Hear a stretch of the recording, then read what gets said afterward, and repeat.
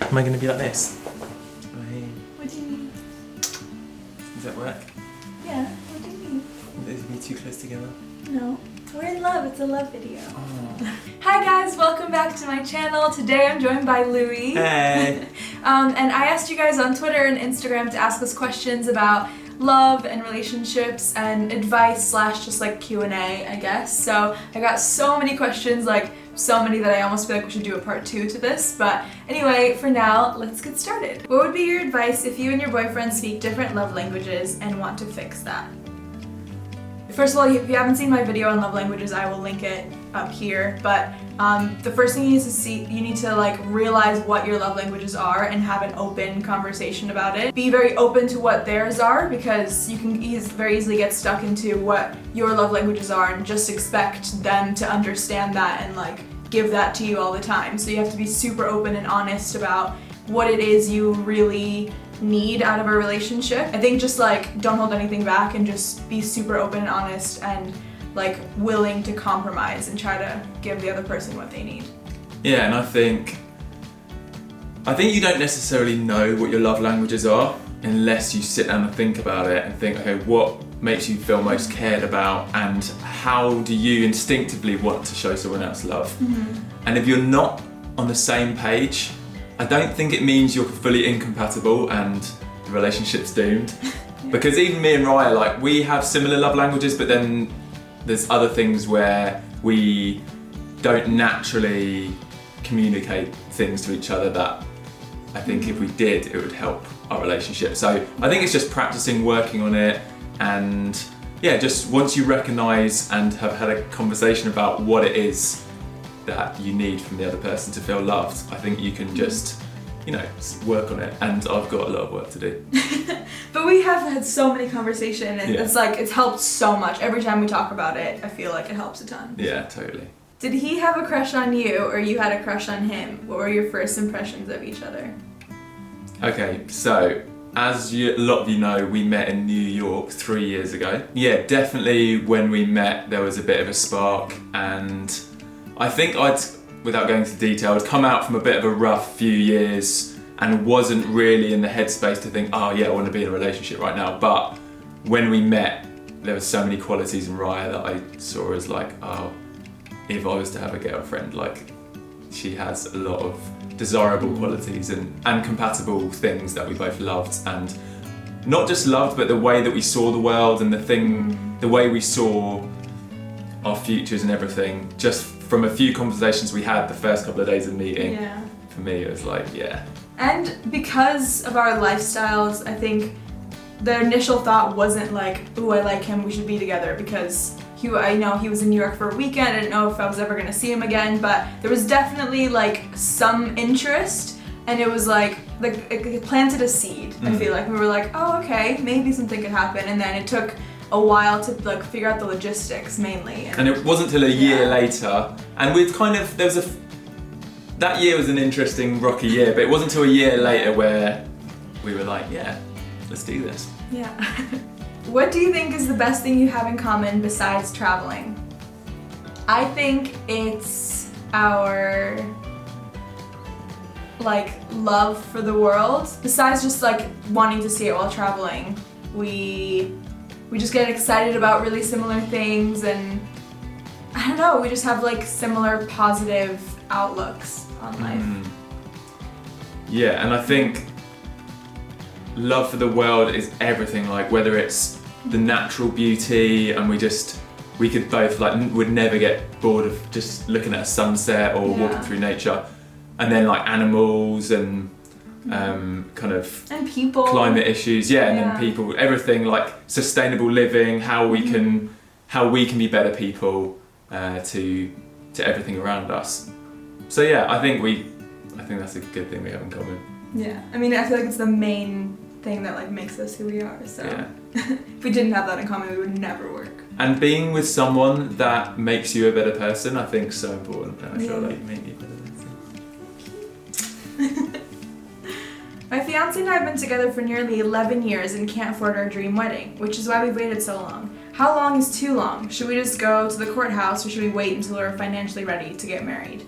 I wanted to include this in the video because I just wanted to say that I think your wedding is entirely between you and your fiance and whatever it is you want to be doing. And if you both really want that dream wedding, you shouldn't, like, how long is too long? What do you, like, no one can tell you how long is too long because this is your journey and it's entirely up to you. So if you want to wait for that dream wedding, then wait however long you want to, you know? But if you really, really want to get married and you just can't wait anymore, then go to the courthouse. So yeah, I don't think, like, when you asked how long is too long, I was like, no, I don't want her to be listening to other people telling her how long is too long, you know? Like, you guys just decide for yourselves, I would say. Do you agree? Mm-hmm. By the way, I've gotten so many questions on the long distance thing, and I actually been planning, I want to make a video on that, like, while Louis is on his world flight, and because that's going to be the most that we've ever been apart. Hopefully it won't be the full 3 months. I'm hoping we can see each other once or twice within that time, but it's still going to be really, really hard, and I feel like I'm going to learn a lot, and I'm definitely going to do a video and, like, properly talk about how we're dealing with it and how I'm feeling at the time as well. So all those questions will be answered in a couple months. What is the one personality trait about Louis that is most opposite of Raya, and vice versa? I've got one. Okay. I think I'm quite messy, and I will just create a real mess wherever I am. I'll just leave my things everywhere. Yeah. And I think that's kind of the opposite of what you like. Yeah, I love, like, waking up and everything's clean and in its place, and it's just, I feel like I can breathe better, you know. But we're working on that, right? Yeah. Slowly but surely. Okay. I have to answer this question, or at least talk about it, because I've gotten so many questions about, like, when are you getting married, when are you having kids, all these things. And just to say, like, there's no rush for any of that. We are so happy where we are, right? Like, it's just, I was thinking, I feel like, I don't know why it's a thing in our society that as soon as someone's, like, reached one point in their life, people are rushing them to the next one. Yeah. Because, you know, when people literally, like, as people get married, everyone's like, when are you having kids? When are you having kids? And you're like, I just got married, or whatever it is. And that's what I feel like we're just really enjoying the stage in life that we're in right now, and we don't need to be rushing into anything. Yeah. I feel like. And I think we had a conversation a few months back, and I was saying that the way I see it is, we're on a road. I don't know, and for me, I do see that marriage destination at some point on the road in the future, but I don't know when that will be. But I know that I'm traveling, or we're traveling on that road of progressing our relationship, you know, getting more intimate, knowing, you know, get to know each other more. Surprisingly, even 2 years into our relationship, I still feel like we're getting to know each other a lot. And I've seen a lot of friends rush into marriage, and unfortunately, a few friends, their marriages have ended for whatever reason. But I feel like the longer and the more you get to know each other, I feel like it's a big commitment. If you choose to get married, it's like, I mean, it's supposed to be a lifelong commitment, and I just think, obviously, at some stage that could be really cool, but, you know, no rush. Yeah, there's like nothing in me is desperate to get there anytime soon. I'm just so happy where I am. Did you do the eyes when I asked the question? I was like this. I think you should zoom in. Okay. When did you guys first realize you liked each other more than friends? Well, I don't know if we ever went through this stage of being like friends without anything else. Like, from the start, I felt like there was potential. Yeah. It wasn't like, oh, just completely like platonic, we're just friends, and then one day like it will happen. I think it was gradual, but from the start, I think we were both aware that there was potential for something. Yeah. I don't think we've ever talked about that. I just think, like, I've never heard you say that. Yeah. Oh, interesting.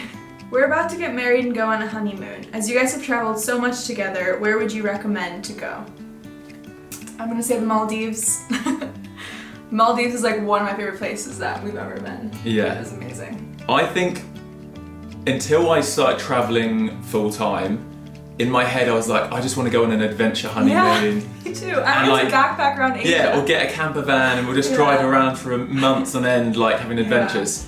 And the reality is, I don't want that from a honeymoon. I think having like the most relaxed, activity-free holiday you can, like just, for us it's like beach warm tropical holidays.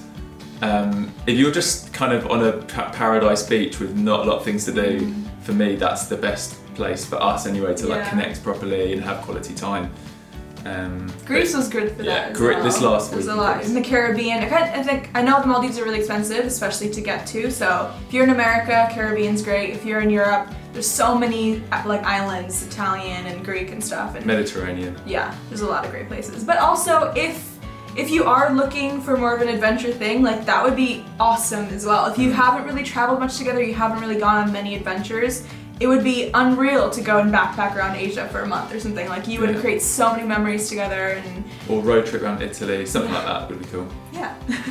How do you know if someone is the right person for you? I wanted to include this question because my friends and I have been talking about this a lot, and it's hard. It's really hard, and I think there's a lot of pressure around like the one, and there's so many people that like phrase it like that. How do you know if someone's the one? And I think it's about, actually one of my friends said this to me and that really like opened my eyes to it. Well, first of all, I don't believe that there is one person in 7 billion people that you're like meant to be with or whatever. I think there's a lot of people in the world that you could be with and have a nice, happy life with. And what she said to me is, she's like, you need to figure out if the person you're with is just one of those people. Because when you let go of the pressure of like, is this the one person that's better for me than 7 billion people? That's when you can be like, well, I don't know. Like, that's a really intense question. But it's about figuring out, okay, and there's gonna be a lot of people that I can be with, and is this person one of those people? Like, could I have a nice, happy life with this person? I agree. Do you have anything else to add? Okay, so we've been recording for a very long time, and this is going to be a very difficult video to cut down already, but if you guys want like a part 2 or more of these kinds of videos, then let me know in the comments down below. And thank you for joining me. It was really fun. It's really nice. Yeah, I thought it'd be fun to do like a themed Q&A because we just had our 2-year anniversary and we had an amazing trip, so I feel like we're feeling like very happy and in love right now.